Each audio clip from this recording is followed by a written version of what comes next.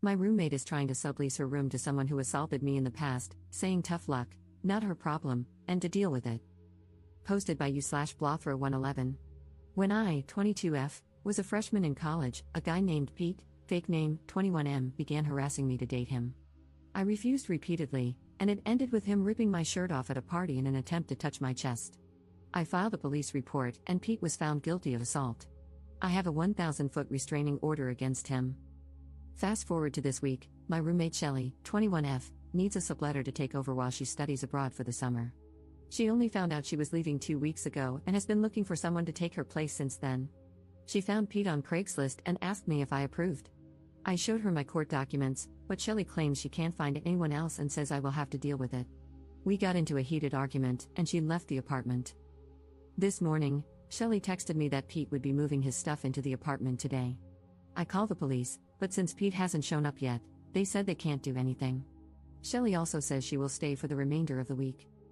The lease states that she can move in whoever she wants without my permission, and the same goes for me, but the restraining order complicates things.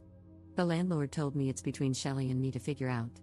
Both Shelly and I have 1-year leases that expire in December with the same terms. Commenter. Is Pete aware that you're the person he'll be sharing the apartment with? You might want to let him know that you'll call the police if he sets foot in the place. Ops response. Pete is aware that I'm the roommate because Shelly posted the ad with a photo of both of us, without my permission. I already promised that I would call the police, but Shelly is locked in her room and refuses to listen to me. I'm sitting by the door with 911 pre-dialed. Commenter. I agree with the consensus to call the police the moment he arrives. Has he actually signed anything, like a sublet agreement? If so, he'll probably be on the hook to pay for an apartment he can't legally step into. I'm also not a lawyer, but I can't imagine that attempting to enter a living arrangement with someone holding a restraining order doesn't negate the restraining order. The first question I would ask Pete if I were a cop or judge is, why did you think you could live there without violating the order? Ops response. Shelly claims that Pete has already paid her for all 3 months in advance and that he signed a contract with her. I told her that her contract does not override my restraining order, but she basically put her hands over her ears to drown out what I was saying. I plan on calling the cops the moment I see his car pull up, which is less than 1,000 feet away. Shelly will still be here for the rest of the week, so I'm afraid this will escalate. Update 5 days later. Hi everyone, thanks for reading this update.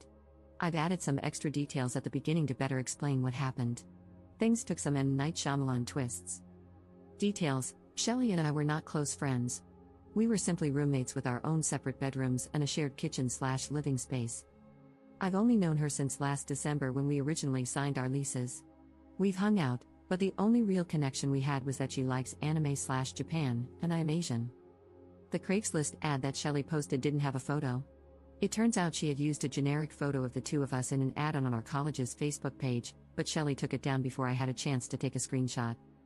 The update: after I made my Reddit post, Shelly locked herself in her room for 3 hours. I tried to talk to her, but she refused to come out. When she eventually left her room to get food, she just walked past me as if I didn't exist. Everyone I called told me that until Pete actually showed up, no crime was being committed, so I couldn't report it. I just sat by the door and window, watching for Pete's car. This continued until early Saturday morning when Shelly woke up for her morning jog. I had stayed up all night on the couch, still keeping watch for Pete's car. Shelly tried to sneak past me, but I woke up and blocked the door. I demanded an explanation for why I was being forced to stay up all night, waiting to call the police on Pete when she knew I had a restraining order against him. Shelly's response was that the restraining order didn't matter to her. She claimed she had dealt with unreasonable people like me before and had never listened to a restraining order, so why should she start now? The more I listened, the sicker I felt.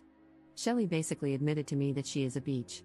I told Shelly she was a real piece of work and that I would continue keeping watch for Pete while considering legal action. She replied that she was done looking for subletters and that it was my problem. I told her to go for her jog, and she left, only to return a bit later and lock herself in her room again. Around noon, I accidentally fell asleep because I had been awake for more than 36 hours. When I woke up, I saw Pete helping Shelly move her belongings into her car. While I didn't see him inside the apartment, he was helping her in the parking lot. I immediately locked them both out and called the police. When Pete and Shelly came back to the door and realized it was locked, Pete noticed me watching from the window. He blew up at Shelly, demanding to know why I was in the apartment and why she hadn't told him I was her roommate. He demanded his money back, and I could hear them yelling at each other through the door. When the cops arrived, they handcuffed both Pete and Shelly. I explained the situation, and Pete claimed he had text messages and emails to back up his side. The officers checked his phone and found messages from Shelley indicating that her roommate wouldn't care about XYZ because he's a chill guy. Pete had even posted his own ad looking for a male roommate. That's right, Shelley is a liar too. The police released Pete because he had proof he didn't know it was me. I was fine with this, as I saw the messages myself. Shelley, however, was charged with disorderly conduct, and her mom came to get her. On Sunday evening, Shelley and her mom returned to the apartment to finish packing for her study abroad program.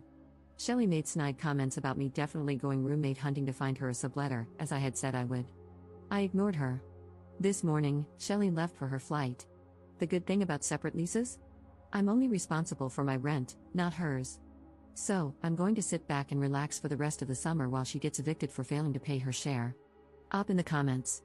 I wish she could have been charged with more, but she started bawling her eyes out to the police officer, and he went easy on her because she looks so young.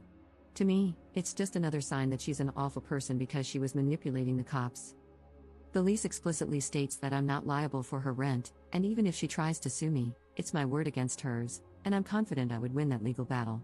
Pete is staying as far away from it as he can, and he apologized to me and is trying to get his deposit back from her.